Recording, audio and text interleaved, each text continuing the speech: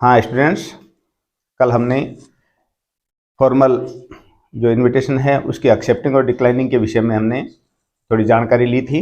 एक ड्राफ्टिंग आप लोगों को दी थी। उस ड्राफ्टिंग के तहत आप अगर अपनी बुक के दिए हुए सभी क्वेश्चन हल करना चाहें तो आप हल कर सकते हैं। निश्चित रूप से आपका हर क्वेश्चन सही सिद्ध होगा, सही साबित होगा। किसी प्रकार की कोई उसमें आप लोगों को ये कमी नहीं मिलेगी कि मैं इस ड्राफ्टिंग के आधार पर अगर इसका उत्तर लिखूं तो कोई कमी रह जाएगी। आज हम इनफॉर्मल इनविटेशन को ले रहे हैं, जिसमें दोनों ही प्रकार की चीजें मैं बता रहा हूं, एक्सेप्टिंग और डिक्लाइनिंग। याद रखें इस बात को कि जो फॉर्मल इनविटेशन है उसकी रिप्लाई करते समय आपको ये ध्यान रखना है कि उसमें सिर्फ थर्ड पर्सन को ही यूज करना है, यानी he, she, it, they, them, there, his, him, इस तरीके के प्रोनाउन ही यूज करने हैं। आज हम जो इनफॉर्मल इनविटेशन की रिप्लाई लिख रहे हैं उसमें अपने को फर्स्ट पर्सन और सेकंड पर्सन को काम में लेना है। इस टॉपिक को समझाने के तरीके से मैं आप लोगों के सामने एक क्वेश्चन और उसका सॉल्यूशन, ये दोनों चीजें मैं ब्लैक बोर्ड पर लिख रहा हूं। आपको इसमें से कौन कौन सी चीज मेमोराइज करनी है, हर रिप्लाई में आपको कौन सी चीज इंक्लूड करनी है, कौन सी चीज शामिल करनी है, ये चीज आप लोगों के लिए महत्वपूर्ण है। तो पहले आप एक क्वेश्चन देखें। मैं क्वेश्चन आपके सामने ब्लैक बोर्ड पर लिखूंगा, उसका सॉल्यूशन भी लिख रहा हूं। आपको अपनी नोटबुक में वो सॉल्यूशन नोट कर लेना चाहिए। उसके बाद मैं उसी सॉल्यूशन को रेड पेन से अंडरलाइन करके आपको बताऊंगा कि ये चीज जो है हर क्वेश्चन में शामिल हो सकती है। आप किसी भी क्वेश्चन को उस ड्राफ्टिंग को किसी भी क्वेश्चन पर अप्लाई कर सकते हो। ठीक है, तो मैं क्वेश्चन लिख रहा हूं। स्टूडेंट्स, जैसा मैंने बताया आप लोगों को कि मैं आपके सामने एक ड्राफ्टिंग बता रहा हूं इनफॉर्मल इनविटेशन को एक्सेप्ट करने या डिक्लाइन करने का। तो एक क्वेश्चन लिखा है हमने ब्लैक बोर्ड पर। उस क्वेश्चन के आधार पर आप आपकी बुक में जितने भी क्वेश्चंस दे रखे हैं उन क्वेश्चंस को आप इस ड्राफ्टिंग में पुट कर सकते हैं। आपको क्या मेमोराइज करना है, किस तरीके से आपको नेक्स्ट क्वेश्चन फॉलो करना है, वो चीज मैं आपके सामने बता रहा हूं। ये समय कम लगता है इस कारण से, क्योंकि आप लोगों को इतना धैर्य नहीं है कि भाई आप लंबे समय तक मैं लिखता रहूं और आप देखते रहें और फिर आप उस वीडियो को सही तरीके से समझ सकें। इसलिए हमने पहले इस क्वेश्चन को लिखा है। इसके आधार पर एक क्वेश्चन और जो आप लोगों के सामने मैं बताऊंगा कि किस तरीके से हल किया जाए, कैसे उस क्वेश्चन को इस ड्राफ्टिंग में पुट करें, ताकि हमें हर क्वेश्चन को लर्न नहीं करना पड़े। आपको एक चीज को एक वे होता है, एक तरीका होता है, उस तरीके से अगर आप याद कर लेते हैं या समझ लेते हैं तो आपके बहुत काम की चीज है। दूसरी बात है, मैंने आपको बताया कि राइटिंग सेक्शन में ये 4 नंबर की चीज है, इसी में आपको एक लेटर और लिखना पड़ता है। तो इनफॉर्मल इनविटेशन जो है वो आप लोगों के दोनों तरीकों से काम आ रहा है।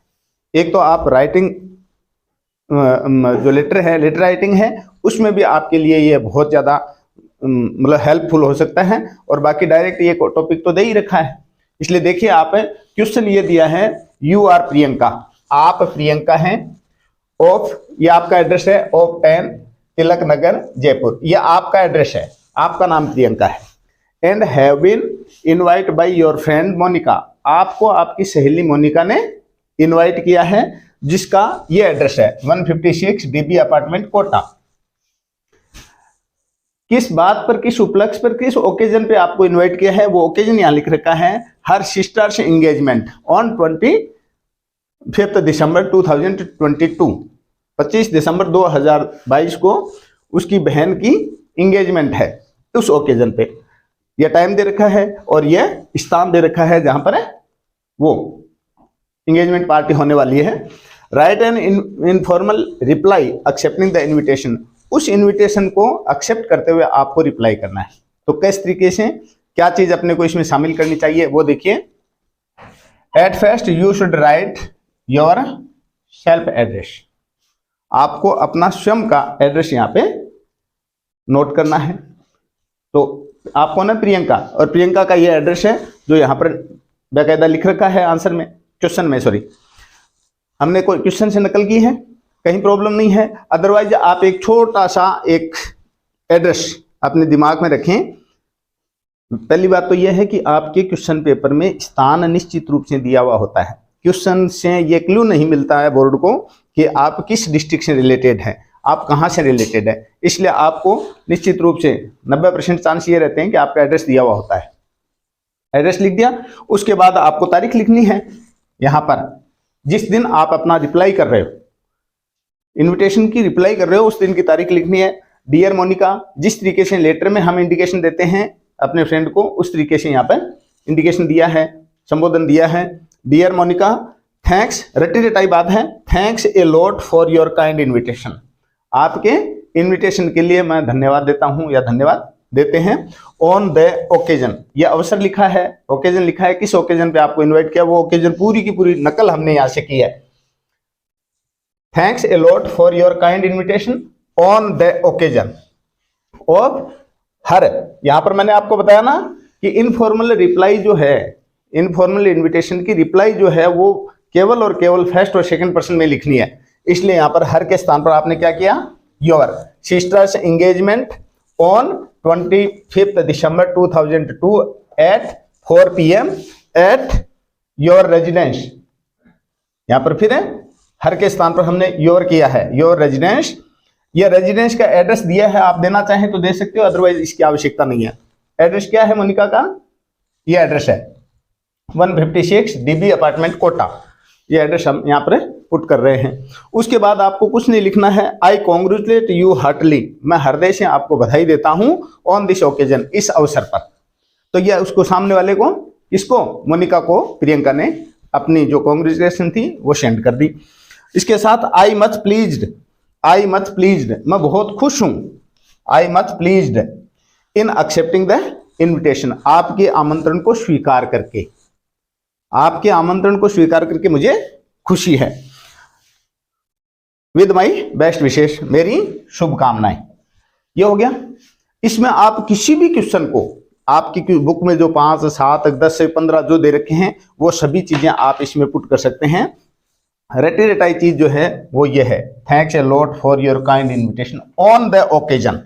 उसके बाद आपके क्वेश्चन में सब्जेक्ट दे रखा है, उस सब्जेक्ट को आपको आगे पुट करना है, प्रॉब्लम नहीं है कोई। उसके बाद यहां पर लास्ट में ये चीज बोलनी है, एक्सेप्ट कर रहे हो तो आपको ये चीज लिखनी है, कौन सी, I much please to accept the invitation, ये तो शुभकामना है। ये एक्सेप्टिंग में आपको ये सेंटेंस लिखना है, आई मच प्लीज्ड, मुझे बेहद खुशी है, एक्सेप्टिंग द इन्विटेशन, आपके आमंत्रण को स्वीकार करके। Have you any problem? अब प्रॉब्लम यहां आती है कि बाय चांस हम उस इन्विटेशन के बेस पर हम उस फंक्शन को अटेंड नहीं कर पाए, उस ओकेजन में हम शामिल नहीं हो पाए, तो हमें उसमें डिक्लाइनिंग करनी है, उसे अस्वीकार करना है, सामने वाले को अवगत करवाना है कि मेरे इस कार्य के कारण, मेरी इस मजबूरी के कारण मैं इस ओकेजन पर आपके साथ शामिल नहीं हो सकता। उसमें हम एक साधारण सा सेंटेंस लिख दें। आप बच्चों, आप ये नोट करें निश्चित रूप से अपने नोटबुक में। नोट करने के बाद अगर आप आगे सीखना चाहेंगे तो आपको आगे मिलेगा। मैं इसको मिटा रहा हूं थोड़ा सा। अगर आप उसे एक्सेप्ट नहीं कर पाते हैं तो इसके स्थान पर आपको ये लिखना है, आई much please accepting the invitation. चलो ये सेंटेंस पूरा लिख देते हैं, ठीक है, लेकिन थोड़ा सा ये ज्यादा बेटर रहेगा। I am sorry, I am sorry to, sorry for not attend the, for not attend the function due to, यहां पर कारण लिखना है आपको, I am sorry for not attend the function due to, reason लिखना है। यहाँ पे कोई भी रीजन हो सकता है, जैसे कि मैंने फॉर्मल इन्विटेशन के रिप्लाई में बताया था, due to father's illness, due to mother's hospitalisation, due to urgent meeting, due to previous engagement, due to election duty, कोई भी रीजन आप दे सकते हो। क्लियर है क्या बात, या नहीं समझ में आई? एक क्वेश्चन आप और देख लें, इसमें मैं क्वेश्चन लिख रहा हूं, उसके बेस पर आपको यहां पर पुट करना है, ठीक है? क्लियर है बात? और तो कोई दिक्कत ही नहीं है। लास्ट में आपको अपने फ्रेंड को या जो भी आपको इनवाइट कर रहा है उसको संबोधित करते हुए आप अपना नाम लिखेंगे। हर क्वेश्चन में ये जो फ्रेमिंग है ड्राफ्टिंग है, ये ड्राफ्टिंग हर क्वेश्चन में सही साबित होगी आपकी। क्लियर? ओके। हाँ बच्चों देखो किस तरीके से हमने वो इनफॉर्मल इनविटेशन की रिप्लाई करने के लिए आपको एक पैटर्न बताया है। उस पैटर्न पे मैंने एक क्वेश्चन आपके सामने पहले लिखा था, सॉल्व किया हुआ। अब दूसरे क्वेश्चन को हम किस तरीके से इस पे अप्लाई कर सकते हैं, एक ही आंसर पर अनेक आंसर किस तरीके से अप्लाई किए जा सकते हैं, या किस तरीके से एक ही आंसर के बेस पर अन्य आंसर्स लिखे जा सकते हैं, ये चीज आपको मैं बताना चाह रहा हूं। इस पर आप थोड़ा सा ध्यान दें। सबसे पहले तो देखिए क्वेश्चन आपके सामने है, आपके पेपर में है। क्वेश्चन को कभी भी आंसर शीट पे शामिल नहीं करना चाहिए, क्वेश्चन नहीं लिखना चाहिए। अब दूसरी बात यह है कि आप जो आंसर लिख रहे हैं उस आंसर का मुख्य रीजन क्या है या मुख्य बात क्या है। तो आप यहां पर क्या लिख रहे हो, रिप्लाई दे रहे हो ना इन्विटेशन की, इसलिए यहां पर लिखिए रिप्लाई, ऊपरी ऊपर reply off informal invitation, invitation.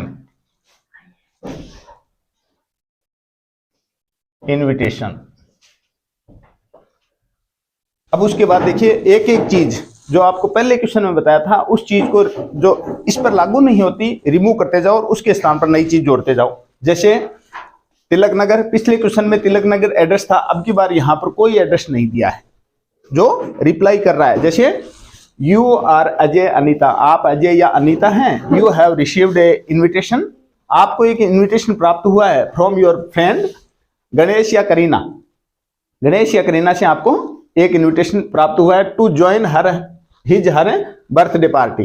यानी यहाँ पर दोनों को लिया है, लड़कियां जो हैं वो अपने तरीके से अपने लिंग के हिसाब से अनीता और करीना यूज करें, लड़के जो हैं वो अजय गणेश करें। कोई भी इनमें से चार नाम दिए, चारों नाम में से कोई भी नाम आप शामिल कर सकते हैं। मतलब लिखने वाला अजय अनीता में से है और रिसीव करने वाला गणेश करीना में से है, तो इन दोनों में से एक एक नाम यूज किया जा सकता है। आगे डेट दे रखे हैं, तो हम यहाँ पर कोई एड्रेस ना होने के कारण हम ये एड्रेस रख दें, कोई लिमिटेशन नहीं है एड्रेस लिखने की। हालांकि यहाँ पर क्वेश्चन पेपर की यह विशेषता होती है कि उसमें आपको एड्रेस दिया हुआ मिलता है। अगर पूरा एड्रेस नहीं मिलता है तो आपको सिटी का नाम जरूर मिलता है जहां के आप रेजिडेंट हैं, जहां आप निवास कर रहे हैं। ये लिख दूं, तारीख यहाँ पर क्या दिया इसने, 5 जनवरी दी है, तो यहाँ पर हम 22 दिसंबर न करके 28 दिसंबर कर दें। 5 दिन पहले 7 दिन पहले हम सामने वाले को इन्फॉर्म कर रहे हैं कि मैं इस कारण से आपके इस फंक्शन को अटेंड नहीं कर पाऊंगा। अब की बार डिक्लाइनिंग करनी है अपने को, अस्वीकार करना। अस्वीकार मतलब सामने वाले को ये बताना है कि मैं आपकी इस पार्टी में पार्टी ज्वाइन नहीं कर पाऊंगा। डियर मोनिका के स्थान पर आपको क्या लिखना है, ये किसको संबोधित कर रहे हो, गणेश या करीना। तो डियर करीना नाम लिख दूं क्या, करीना का एक का नाम देता, dear Kareena thanks a lot for your kind invitation on the occasion of your sister's engagement. अब की बार यहाँ सिस्टर एंगेजमेंट का मतलब मसला नहीं है, क्या पार्टी है, to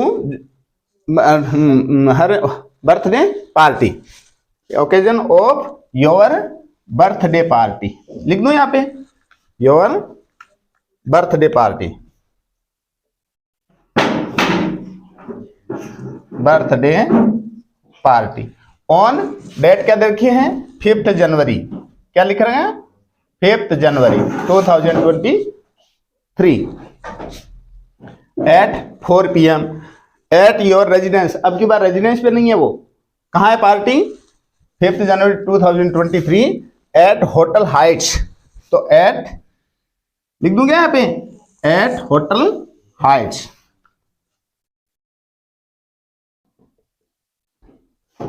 hotel Heights. I congratulate you heartily on this occasion. हाँ भैया क्या प्रॉब्लम है, एक जगह टिक जाओ मेरी यार, थोड़ा सा हाँ डिस्टर्ब हो रहे हैं ना। धैर्य जरूरी है, एक जगह सीट ले लो, आराम करो, फिर आराम से बैठो, देखो अपना पूरा अटेंशन आप अपने टीचर की तरफ दें, ब्लैक बोर्ड की तरफ दें। थोड़ा सा डिस्टर्बेंस जो है वो भी बहुत ज्यादा दूसरों के लिए भी डिस्टर्बेंस का रीजन बनता है। I congratulate you heartily on this occasion. I am, ये तो मैंने पहले वाले आंसर में बता दिया था, हालांकि इसमें लिख रखा है, इसने आंसर लिख रखा है you have an urgent work, देखिए लिखा है ना, but as you have an urgent work, आपको एक जरूरी काम है, यहां पर जरूरी काम का लिखना है आपको। I am sorry for not attend the function due to urgent work, आप इतना ही इसके साथ में अटैच कर दें तो चलेगा, अर्जेंट वर्क। और पूरी नकल करना चाहें तो आप इस तरीके से लिख सकते हैं, आई have an urgent work so I M, यानी यहां पर यू के स्थान पर आप प्रोनाउन आई यूज कर रहे हो ना, तो प्रेजेंट टेंस के हिसाब से अगर आर के स्थान पे हमें क्या यूज करना चाहिए, एम। ये पूरी नकल करनी है, I have an urgent work so I am unable to attend it या अटेंड द फंक्शन, ये लिख सकते हैं ना, हम नकल कर सकते हैं इसकी पूरे की। और लास्ट में with my best wishes your sincerely, Priyanka के स्थान पर हमें अब की बार नाम किसका देना है, अनीता या अजय, अनीता। क्लियर है बात? चलो, हमारी शुभकामनाएं आपके साथ हैं। अगर वास्तव में हमारी टीचिंग आपको अच्छी लगती है तो आप हमें जरूर मोटिवेट करें, चैनल को सब्सक्राइब करें और अपने मित्रों के साथ हमारी वीडियो को शेयर करें। इससे न केवल हमें मोटिवेशन मिलता है बल्कि आगे के काम करने के लिए हमें तत्पर रहना पड़ता है। इसलिए धन्यवाद बच्चों वीडियो देखने के लिए, थैंक यू।